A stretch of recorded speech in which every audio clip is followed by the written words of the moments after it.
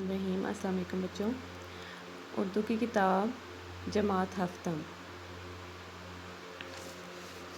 बच्चों हमने सबक पढ़ा था, अब क्या करूं उसके अल्फाज मानी पढ़ लेते हैं।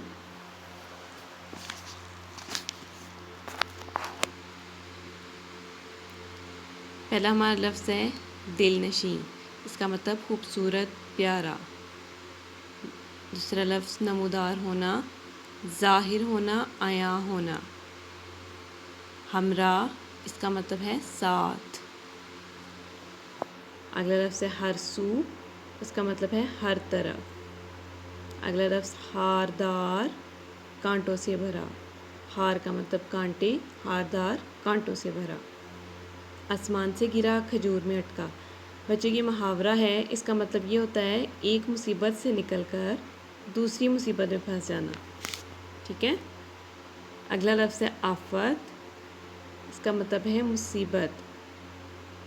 अगला लफ्ज़ फरामोश करना, इसका मतलब है भुला देना, भूल जाना या भुला देना। ठीक है।